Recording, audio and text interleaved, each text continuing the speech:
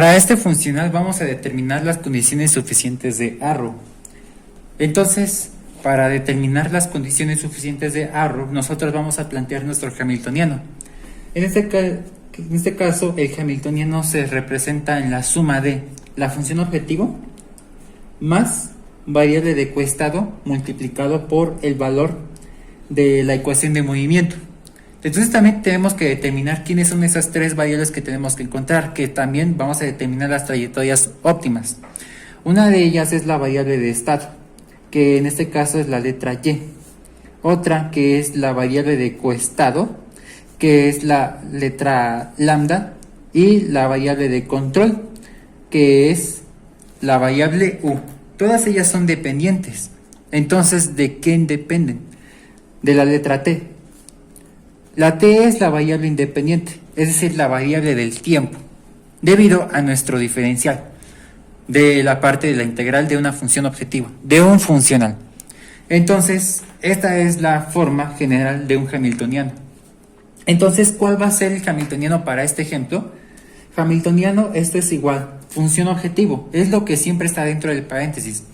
Entonces, es Y más U, más variable de coestado multiplicado por el valor de la ecuación de movimiento, es decir, 1 menos U cuadrada. Vamos a aplicar la propiedad distributiva de la multiplicación, monomio por binomio. Entonces, lo vamos a hacer de la siguiente manera. Obviamente, con sus leyes de los signos, tenemos H igual a Y más U, más por más, eso nos da más, lambda por 1 nos da lambda, más por menos nos da menos, lambda por U cuadrada, eso nos da lambda U cuadrada. Entonces nosotros ya planteamos el hamiltoniano, ya está simplificado. Entonces, ¿qué vamos a hacer? Vamos a aplicar las condiciones de primer orden. Una de ellas es la derivada parcial del hamiltoniano con respecto a la variable de control, es decir, U. Si nosotros vamos a hacer la derivada de esto, vemos que la derivada de Y con respecto a U, pues simplemente Y es una constante, su derivada es 0.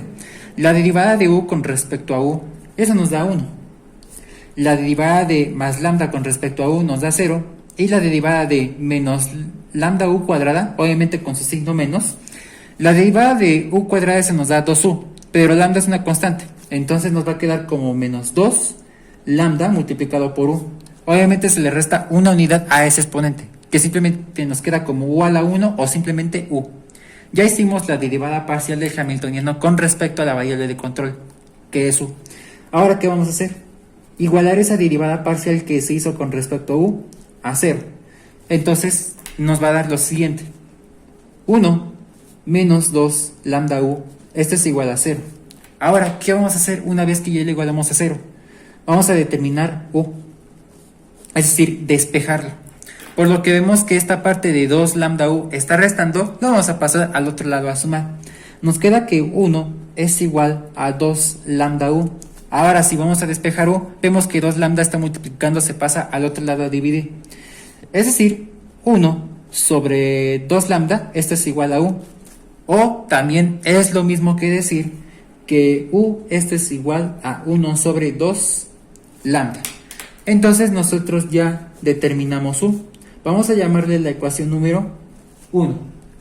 También nosotros podemos hacer la segunda derivada parcial del hamiltoniano con respecto a la variable de control. ¿Esto para qué? Para determinar si la U es un máximo o un mínimo. Entonces, esta es su primera derivada. Entonces, si lo derivamos aquí nuevamente de la primera derivada que hicimos con respecto a U, entonces para obtener la segunda derivada, pues hay que derivarlo nuevamente. La derivada de 1 con respecto a U nos da 0.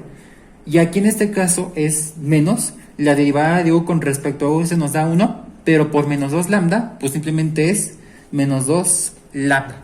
Ya hicimos esa operación. Entonces vamos a seguir a unos criterios. Si la segunda derivada parcial del hamiltoniano con respecto a U fue mayor que 0, es decir, número positivo, esto quiere decir que esa ecuación número 1, es decir, la U, es un mínimo. ¿Qué pasa cuando una vez que ya hicimos la segunda derivada parcial con respecto a U nos dio un resultado negativo o menor que 0? Entonces, ¿qué pasa con esa u? U es un máximo. Entonces, ¿qué pasó aquí? Ya hicimos la segunda derivada parcial, salió negativo. Entonces quiere decir que esa ecuación número 1 o la u es un máximo. Esa u que hicimos, el despeje, eso es una señal de que va a ser la solución general de la variable de control. Recordemos que u es la variable de control, ¿sí? Entonces es momento de aplicar las condiciones suficientes de Arrow. Entonces, ¿cuál va a ser nuestra ecuación de Arrow? O el teorema de Arrow, que también son las condiciones suficientes de Arrow. Vamos a reestructurar el hamiltoniano, pero ya se va a distinguir como el hamiltoniano de Arrow como h elevado a la potencia o es como si fuera 0. Entonces, nosotros vamos a reestructurar esto como y más u más lambda menos lambda u cuadrada. Entonces, ese va a ser el hamiltoniano de Arrow, o el teorema de Arrow. Aquí ya lo acabo de señalar. Vamos a ponerle como la ecuación número 2, ¿sí? Entonces, ¿qué vamos a hacer a partir de ahí? Vamos a sustituir 1 en 2. Entonces, nosotros vamos a hacer la sustitución de 1 en la ecuación número 2. Entonces, todo lo que se vea en u se va a reemplazar.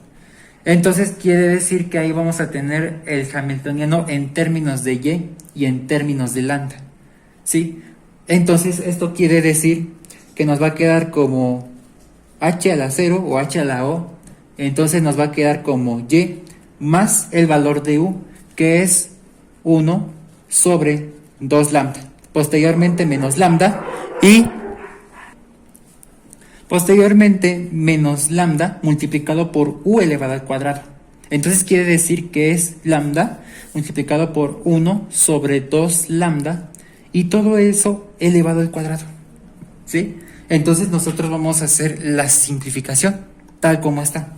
Entonces lo que vamos a tener es h a la o. Esto es igual a y más 1 sobre 2 lambda menos lambda y posteriormente menos por más es menos y obviamente también multiplicado por lambda, y lo que nosotros vamos a hacer es aplicar unas leyes de los exponentes. La primera ley de los exponentes me dice que cuando yo tengo un cociente elevado a una cierta potencia, la potencia se reparte en el cociente. Entonces aquí podemos ver que es esto, a sobre b elevado a una potencia n.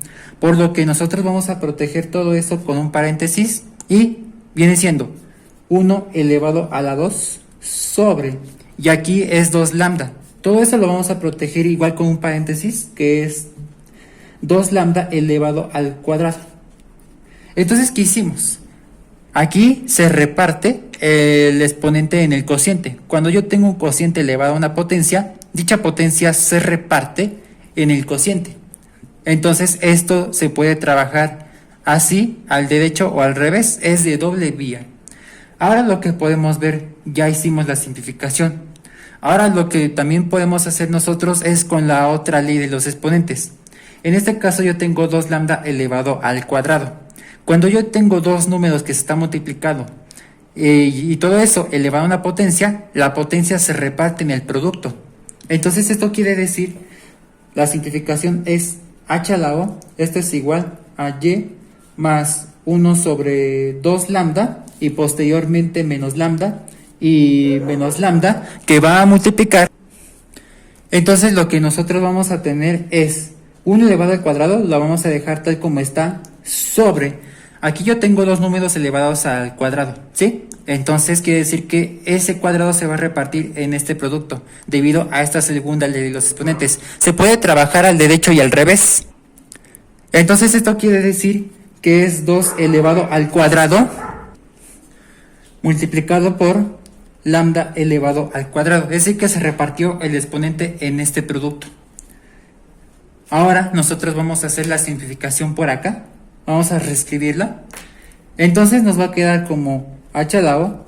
Esta es igual a y más 1 sobre 2 lambda menos lambda multiplicado por 1 elevado al cuadrado, eso nos da 1, sobre 2 elevado al cuadrado, eso nos da 4, multiplicado por lambda elevado al cuadrado. Lo vamos a dejar así. Entonces esto quiere decir que esto elevado al cuadrado simplemente nos da por acá. Ahora nosotros vamos a aplicar la multiplicación de lo siguiente, que es entre un entero y una fracción. Es una multiplicación entre un entero y una fracción. Entonces, obviamente con sus leyes de los signos, menos por más es menos, nos va a quedar de la siguiente manera. H a la O, esto es igual a Y más 1 sobre 2 lambda menos, aquí en este caso tiene denominador 1, es un entero. Lambda por 1, eso nos da lambda, sobre, aquí 1 por 4 lambda cuadrada, nos da 4 lambda cuadrada. Aquí nosotros vamos a hacer la simplificación. Si nosotros aplicamos otra ley de los exponentes, que me dice que aquí yo tengo potencia 1, es decir, el cociente de potencia es en la misma base. Entonces la base es lambda, por lo que quiere decir que se conserva la base mientras que los exponentes se restan. Entonces, nosotros vamos a hacer la simplificación por acá.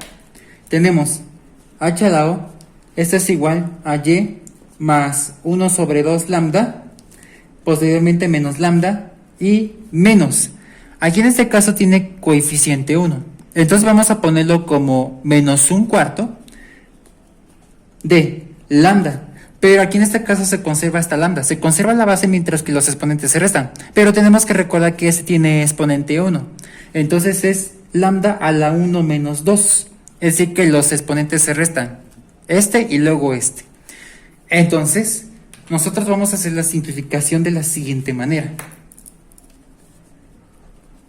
H a la O, esto es igual a Y más 1 sobre 2 lambda menos un cuarto de lambda a la menos 1. ¿Por qué? Porque 1 menos 2, eso nos da menos 1. Ahora, si nosotros hacemos otra aplicación de la ley de los exponentes, cuando yo tengo una base elevada a un exponente negativo, se va a pasar a denominador, pero cambia el signo del exponente. En este caso se va a multiplicar por el denominador 4. Entonces, vamos a simplificarlo. H a la O, esto es igual al Y más 1 sobre 2 lambda, posteriormente menos lambda y posteriormente menos 1 sobre 4 multiplicado por lambda elevado a la potencia 1, pero ya se puede desaparecer ese exponente 1. Es decir que esta parte se simplificó. Las leyes de los exponentes me dicen que cuando yo tengo una base elevada a un exponente negativo, entonces la base se pasa a denominador, pero si tiene una constante en el denominador se va a multiplicar por esa constante o coeficiente. Entonces se cambia el signo del exponente a positivo. Entonces ya cambió su exponente a positivo. Por lo que en resumen esto nos da esto. Entonces ya simplificamos esta parte de h a la o. También nosotros podemos hacer la simplificación de términos semejantes y no hay ningún problema. No nos interesa mucho. Lo que realmente nos interesa, entonces ya podemos decir que ya simplificamos esa h a la o. Entonces lo que sí nos interesa es derivar esa h a la o con respecto a la variable de estado, no la de coestado, no la de control, pero en este caso lo más importante es derivar esto con respecto a y. Entonces pues igual sí se puede simplificarlo, pero no es de gran relevancia. Lo que sí es de gran relevancia es lo que vamos a hacer lo siguiente. Vamos a hacer la derivada parcial de esa h a la o con respecto a la variable de estado. Siempre, ya sea y o ya sea x como variables de estado. Entonces, esto quiere decir que si derivamos y con respecto a y, eso nos da 1. Todo lo demás no está multiplicado por y, o ni siquiera es y. Todas sus derivadas son 0, son constantes. Entonces ya hicimos la primera derivada. Ahora, a partir de la primera derivada yo tengo que encontrar otra derivada con respecto a y. Es decir que tengo que llegar hasta la segunda derivada de esa h a la o. Es decir que ya estoy aplicando las condiciones suficientes de Arrow. En este caso con respecto a y, igual. Eso nos da 0. Porque vemos que si derivamos esto con respecto a y, es una constante. Su derivada es 0. En este caso no hay un criterio como tal para decir las condiciones suficientes de Arrow. Más que nada cuando esta segunda derivada parcial fue igual que 0. Pero se puede decir que esta parte es cóncava. pero no sabemos si realmente se cumplen las condiciones suficientes de Arrow. Entonces vamos a pasar directamente con las otras condiciones de primer orden. Una de ellas ya hicimos con respecto a U, ahora vamos a hacerlos de lo que es y' y lambda'. Recapitulando, este es nuestro hamiltoniano original. Y esa es la ecuación número 1, el despeje de U cuando hicimos la primera condición de primer orden, es decir, la derivada parcial con respecto a U y luego vamos a 0 y todo eso, y despejamos U. Esa es la ecuación número 1, lo vamos a utilizar más adelante. Si este es nuestro hamiltoniano, vamos a seguir con las otras condiciones de primer orden. Una de ellas es y', que esto es igual a la derivada parcial del hamiltoniano con respecto a la variable de coestado, es decir, con respecto a lambda. Y otra, la derivada de lambda o lambda', esto es igual al negativo de la derivada parcial del hamiltoniano con respecto a la variable de estado, es decir, y, porque ya sabemos que y es de estado, de coestado, que es lambda, y la de control, que es U. Entonces, esas son las otras condiciones de primer orden, ¿sí? Entonces, si este es nuestro hamiltoniano original, entonces vamos a proseguir con las derivadas parciales. Entonces, y', esto es igual a, si vamos a derivarlo con respecto a lambda, a partir de este hamiltoniano que lo estamos recapitulando, tanto este como este no son lambdas, porque se está derivando con respecto a lambda. Entonces, esto quiere decir que estas son constantes, sus derivadas son ceros. La derivada de lambda con respecto a lambda, eso nos da 1, pero es positivo. Quiere decir que es simplemente más 1 o 1. Ahora, menos la derivada de lambda u cuadrada con respecto a lambda, la derivada de lambda con respecto a lambda nos da 1 y multiplicado por u cuadrada, que es una constante. Entonces, quiere decir que esto es exactamente lo mismo que la ecuación de movimiento o restricción que está en el principio de este video. Entonces, ahora vamos a hacer la lambda', que esto es igual al negativo de, vamos a protegerlo con paréntesis. Es indispensable porque hay que respetar ese signo negativo. Entonces, lo que vamos a hacer nosotros es encontrar la derivada parcial del hamiltoniano con respecto a la variable de estado. Entonces, esto quiere decir que las demás son constantes, no están multiplicados por y o ni siquiera son y, porque se está derivando con respecto a y. Entonces son ceros. Y aquí la derivada de y con respecto a y, eso nos da 1. Ahí está, ya con su signo que se respetó. Menos por más es menos. Entonces quiere decir que lo siguiente.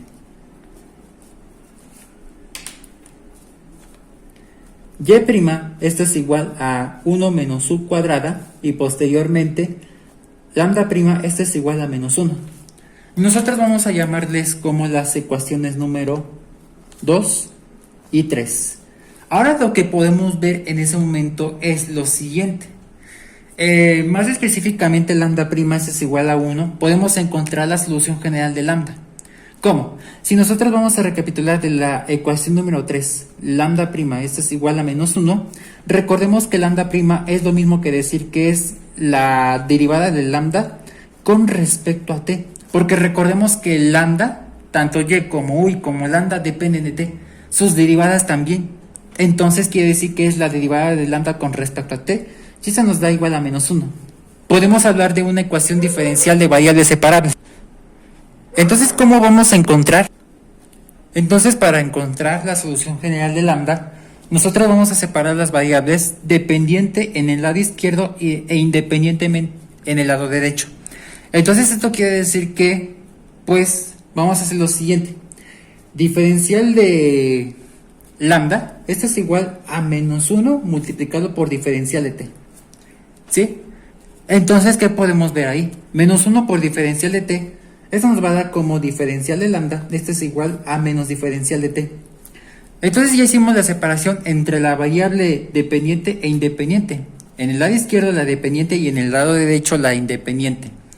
Entonces, ¿cómo vamos a encontrar lambda? Vamos a igualar a ambos lados de la igualdad.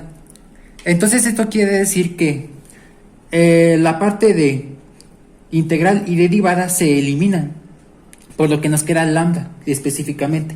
Lambda, esto es igual, podemos sacar el signo negativo de la integral, menos integral de diferencial de t, y ahí podemos cancelar lambda y el diferencial, por lo que nos queda simplemente t. A eso sumado con una constante de integración. Entonces nos queda como lambda, esto es igual a menos t más constante de integración 1, igual más constante de integración, es decir, más c y ya simplemente. Pero podemos ponerle también como C1. Entonces esta es la solución general de la variable de coestado. Recordemos que lambda es la variable de coestado. Ahora, ¿qué vamos a hacer? La solución general de lambda podemos sustituirla en la ecuación número 1 y encontraremos, aquí está lambda, ¿no? Entonces podemos decir ahí que podemos encontrar otra solución general. Entonces vamos a sustituir la solución general de lambda, que es decir, la de coestado, la variable de coestado, en la ecuación número 1. Entonces esto quiere decir que esto es igual a lo siguiente, que es 1 sobre 2 que va a multiplicar por lambda, es decir, menos t más constante de integración número 1. Ahí no hay necesidad que desarrollemos el monomio por binomio, lo vamos a dejar así. Entonces ya encontramos también la solución general de la variable de control. Recordemos que u es la variable de control. Ahora me hace falta otra solución general, que es la de estado, que es y. Entonces podemos sustituir la solución general de u. Entonces vamos a sustituir solución general de u en la ecuación número 2, porque ahí ya encontramos u. Entonces nosotros vamos a hacerlo de la siguiente manera. Como y', esto es igual a 1 menos u cuadrada, entonces todo esto lo vamos a igualar al cuadrado. Entonces quiere decir que es 1 sobre 2 que va a multiplicar por menos t más c1. Cerramos paréntesis, cerramos corchete y todo eso lo igualamos a la potencia 2. Ahora, como podemos ver, llegamos a al mismo caso, ¿no?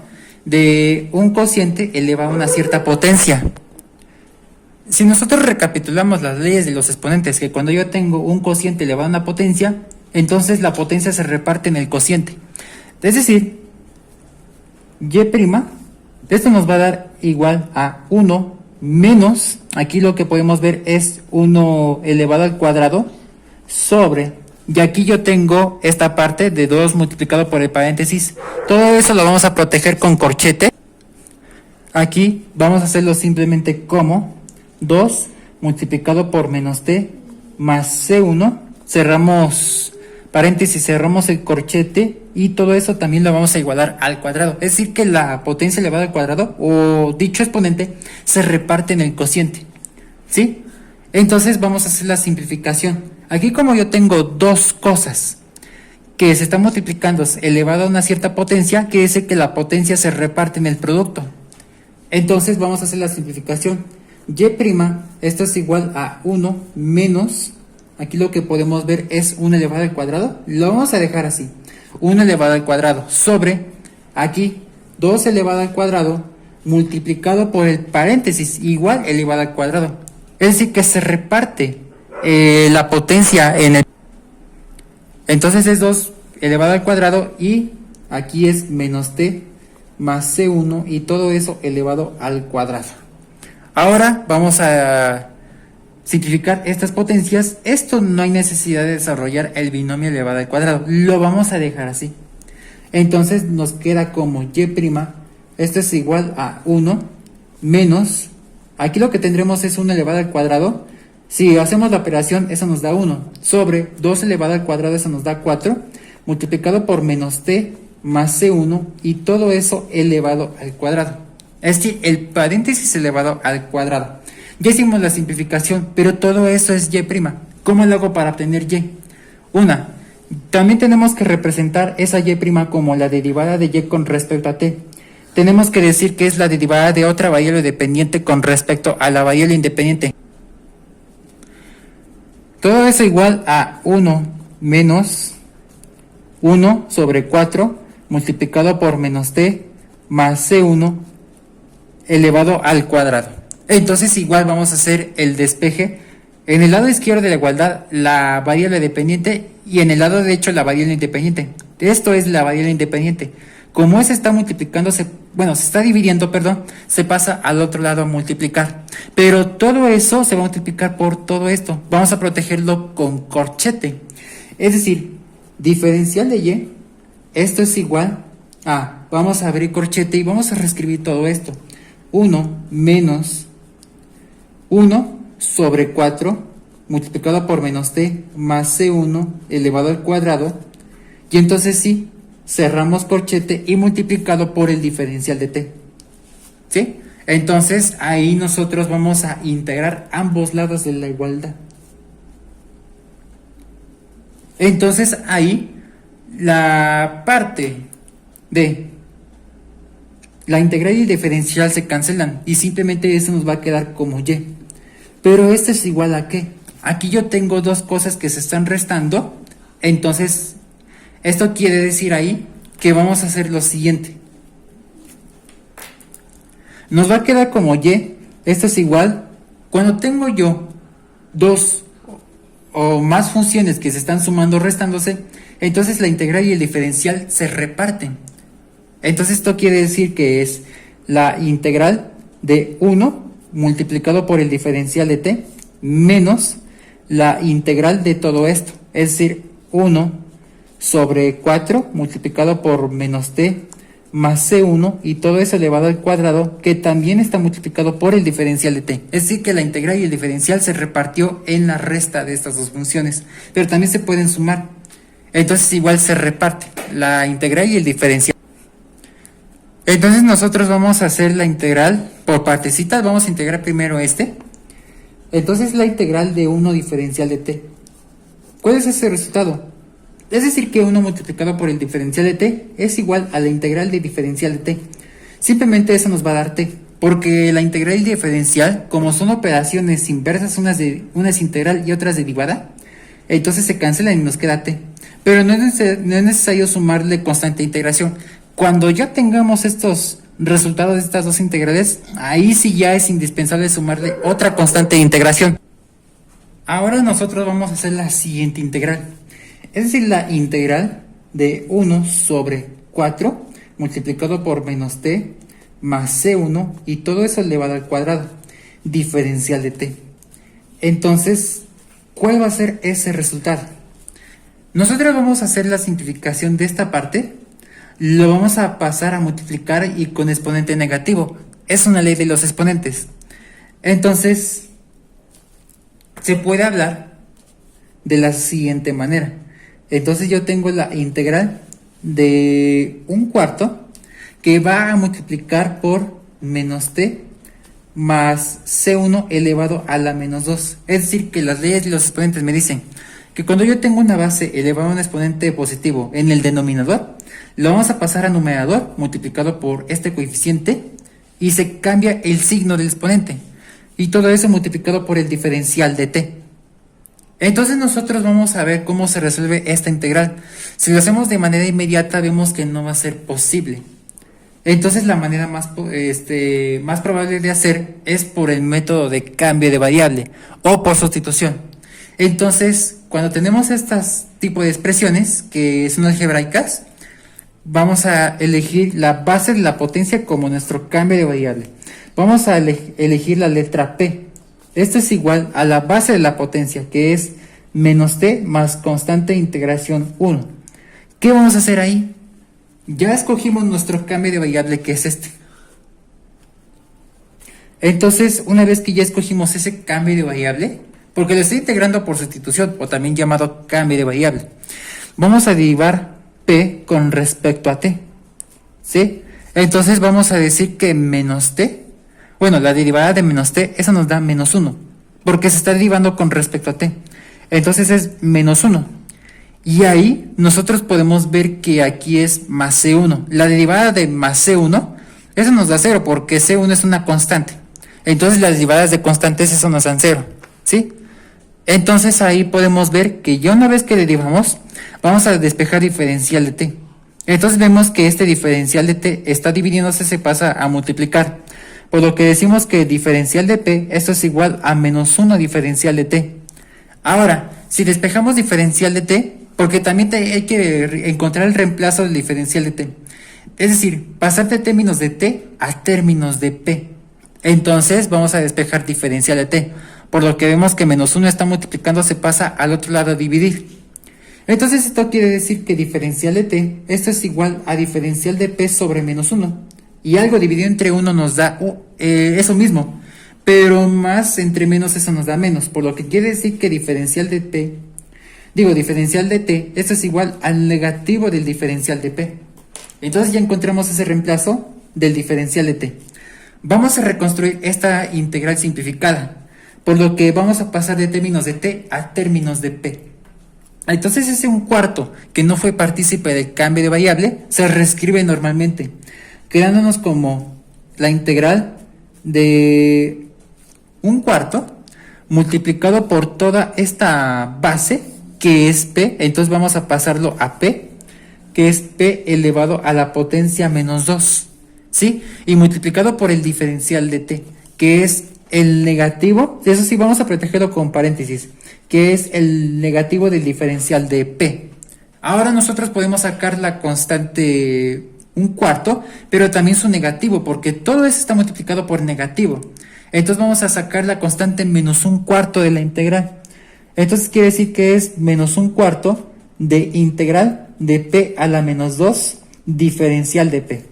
Entonces ahí vamos a utilizar la integral de una potencia, de una función potencia, que es, bueno, teta a la n, diferencial de teta, que eso es igual a teta a la n más 1 sobre n más 1.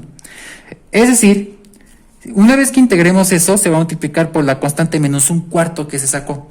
Entonces todo esto es igual a menos 1/4, ¿sí? Que va a multiplicar por p a la menos 2 más 1 sobre menos 2 más 1. Obviamente sin sin necesidad de sumarle constante de integración. Ahora, esta parte de p a la menos 2 más 1 simplemente nos va a quedar, haciendo la operación, nos va a quedar como p a la menos 1. Entonces esto es igual a menos 1/4, que va a multiplicar por p a la menos 1 sobre menos 1, porque menos 2 más 1 eso simplemente nos da menos 1. Entonces ya estoy haciendo esa simplificación por acá. Lo vamos a pasar por acá. Esto es igual a lo siguiente, menos 1/4,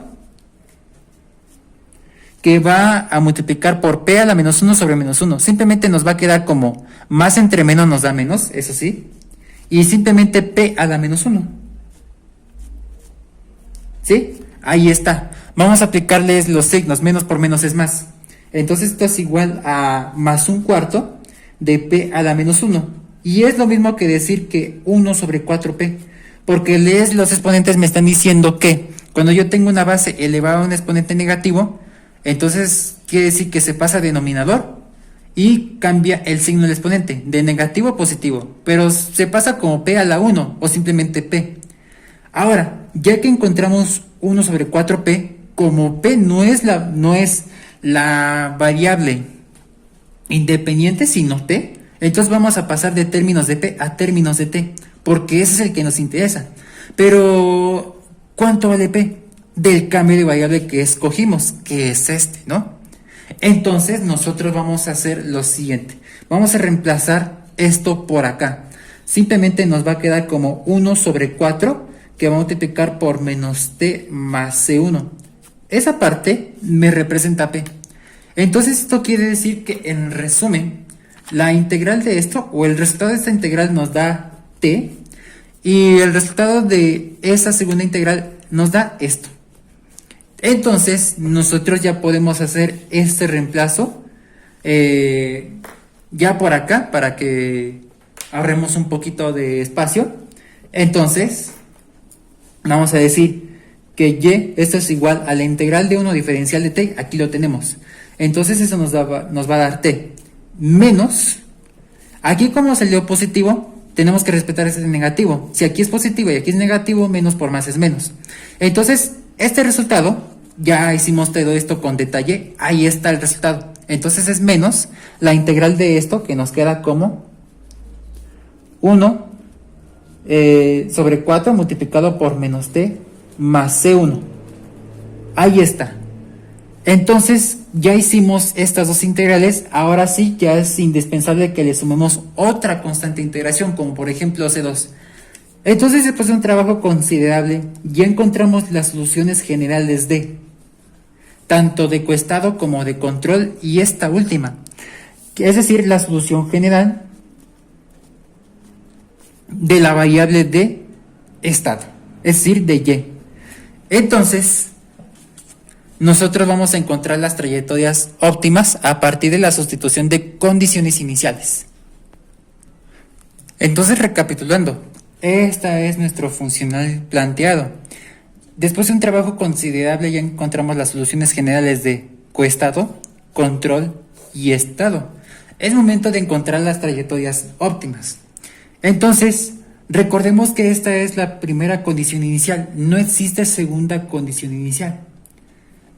Entonces lo que nosotros podemos ver ahí es que si nada más tenemos una condición inicial, necesitamos tener otra condición inicial. Vemos que no la tiene, la segunda condición inicial. Entonces ahí nosotros vamos a aplicar el caso número 1 de las condiciones de transversalidad. El caso número 1 de condiciones de transversalidad del control óptimo es decir que es lambda de t mayúscula igual a 0. ¿Pero qué me representa esa t? Para este funcional vamos a mayúscula en sí, el tiempo final. Recordemos que un funcional se compone de una integral definida de un tiempo inicial a un tiempo final. Vemos que 1 nos representa el tiempo final. Entonces vemos que t es igual a 1, es nuestro tiempo final. Entonces, en conclusión, nuestra segunda condición inicial es que lambda de t mayúscula, si t mayúscula es el tiempo final, entonces quiere decir que es lambda de 1 igual a 0. Ya encontramos la segunda condición inicial. Ya podemos sustituir las condiciones iniciales, pero la primera es para y mientras que la segunda es para lambda. Entonces vamos a sustituir la primera condición inicial, pero es para la solución general de y, es decir, la de estado. Entonces podemos ver que y de 0, que esto es igual a 1. Si vamos a sustituir esta condición inicial, tenemos que hacer lo siguiente. El objetivo de la sustitución de las condiciones iniciales es encontrar los valores de C1 y C2. Y una vez que los encontremos, ya podemos sustituirlos y ya son trayectorias óptimas, es decir, el objetivo final. Una vez que ya también encontramos las condiciones suficientes de Arrow. Ya lo hicimos hace unos momentos. Entonces lo que está en el lado izquierdo de la igualdad, específicamente dentro del paréntesis, se va a sustituir t. Mientras que si es la condición inicial de y, entonces se va a sustituir en el lado derecho de la igualdad la parte de y. Esa es la condición, la solución general de y. Entonces se va a sustituir a la solución general de y.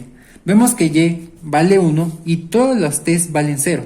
Entonces es 1, que esto es igual a 0, que vale t, ¿sí? Y luego posteriormente menos 1 sobre 4, que va a multiplicar por menos t, pero vemos que t vale 0, entonces es menos 0 más c1, ¿sí? Y posteriormente más c2. Ahora lo que podemos ver es simplificar todo esto. 0 ya no se reescribe.